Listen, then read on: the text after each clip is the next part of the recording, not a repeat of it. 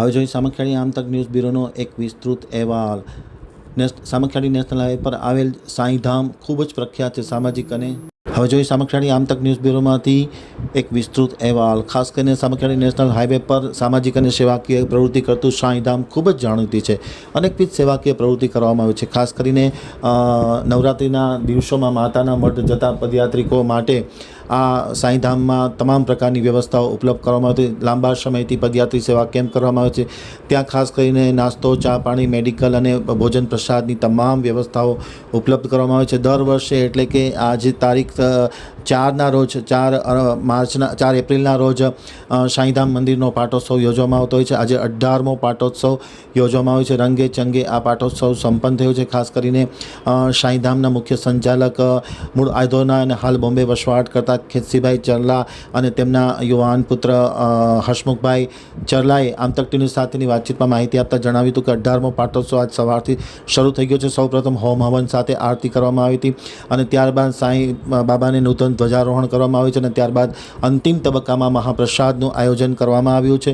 18મો પાટોત્સવની તૈયારીઓ ચાલતી હતી ત્યારે ખાસ કરીને આજે સવારથી જ ધાર્મિક વાતાવરણ સાથે આ પાટોત્સવનો પ્રારંભ કરવામાં આવ્યો છે। ખાસ કરીને રાજુભાઈ ગઢા, દેવાભાઈ, ખેતસીભાઈ ચરલા, હસમુખભાઈ ચરલા, તેમના ધર્મપત્ની અને ચરલા પરિવારના સૌ સભ્યો આ પાટોત્સવમાં મુંબઈથી ખાસ ઉપસ્થિત રહ્યા છે અને તેમના સીધા નેતૃત્વ હેઠળ આ પાટોત્સવ આજે સંપન્ન થયો હતો।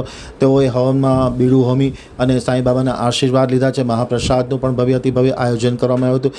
સામખિયાળીને તેની આજુબાજુના વિસ્તારના લોકોએ આ મહાપ્રસાદનો લાભ લીધો હતો। ખાસ કરીને નૂતન ધ્વજારોહણ પણ શાસ્ત્રોક્ત વિધિ સાથે મંત્રોચ્ચાર સાથે પરિપૂર્ણ કરવામાં આવી હતી અને દર ગુરુવારે ખીચડી અને કઢીની વ્યવસ્થાનો પ્રસાદ પણ હોય છે। મોટી સંખ્યામાં ભાવિકો ગુરુવારે સાંઈબાબાના દર્શન કરી માથું ટેકાવી અને આ ખીચડીનો પ્રસાદ લેતા હોય છે। આજે પણ મહાપ્રસાદમાં મોટી સંખ્યામાં લોકો એકત્રિત થયા હતા એમ ખેતસીભાઈ, હસમુખભાઈ, રાજુભાઈ અને દેવાભાઈએ આમતક ટીવી સાથેની માહિતી આપતા જણાવ્યું હતું। ખેતસીભાઈ તેમના ધર્મપત્ની સાથે પધાર્યા છે। હસમુખભાઈ પણ મુંબઈથી તેમના ધર્મપત્ની અને પરિવાર સાથે આ પાટોત્સવમાં પધાર્યા છે અને પાટોત્સવનો લાભ લઈ ધન્યતા અનુભવી હતી। સાંઈનાથ મહારાજ કી જય।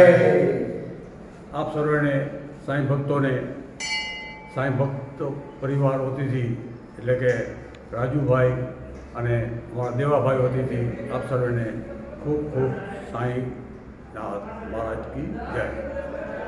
આજે આ સામખિયાળી મુકામે સાંઈનાથ મહારાજના મંદિરને 18 વર્ષ પૂર્ણ થયા છે। આજના દિવસે અત્રે હમણાં હવન વિધિ ચાલુ છે। થોડી વાર પછી ધ્વજારોહણ થશે અને ધ્વજારોહણ પછી સાંઈનાથ મહારાજનો પ્રસાદ વિતરણ થશે। આજથી 18 વર્ષ પહેલાં આ મંદિરના પાયા રખાયા હતા અને મંદિરને સ્થાપનાને 18 વર્ષ આજે પૂર્ણ થયા છે। અહીં દર ગુરુવારે ખીચડી ઘર ચાલુ હોય છે। નવરાત્રિમાં આશાપુરા માતાજીના ભક્તો માટે જે પગપાળા યાત્રા કરવા જઈ રહ્યા હોય તેમના માટે કેમ્પ યોજવામાં આવે છે। સર્વે ભક્તો અહીં ખૂબ આનંદથી રાત્રિ વિરામ કરે છે। એમના માટે પ્રસાદની પણ વ્યવસ્થા રાખવામાં આવે છે। આપ સર્વેને પણ આ બાજુ નીકળો તો સામખિયાળી મુકામે સાંઈબાબા મંદિરના દર્શન કરવા પધારો તેવી અમે વિનંતી કરીએ છીએ। રાજુભાઈ, દેવાભાઈ અને મારું નામ ખેતસિંહજી ચાવડા। રાજુભાઈ પોપટલાલ મૂળજી ગઢા અને દેવાભાઈ ભચાઉના છે। રાજુભાઈ સામખિયાળીના છે અને હું આધોઈનો છું। ત્રણેય ગામનું ત્રિવેણી સંગમ અહીં રચાયું છે। આપ સર્વેને ખૂબ ખૂબ ધન્યવાદ। જય સાંઈનાથ। બોલો શ્રી સચ્ચિદાનંદ સદગુરુ શ્રી સાંઈરામ ભગવાન કી જય।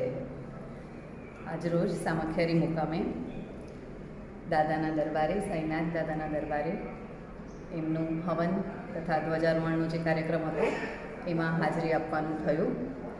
જોગાનું જોગ સામખિયાળી પધાર્યા એટલે રાજુભાઈએ કીધું કે આપણે હવનમાં પણ પધારવાનું છે, તો હવનનો પણ લાભ મળ્યો અને રાજુભાઈ ગઢા પરિવારનો ખૂબ ખૂબ આભાર કે અમને હવન અમારા તરફથી હવન કરાવડાવ્યું।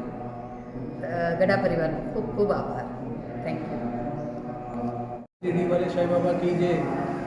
આજ રોજ 18 વર્ષ પછી આજે અમને ધજાનો અને પાટોત્સવમાં હવનમાં પૈસાનો લાભ મળ્યો એ બદલ રાજુભાઈ ગઢાનો પરિવારનો ખૂબ ખૂબ આભાર।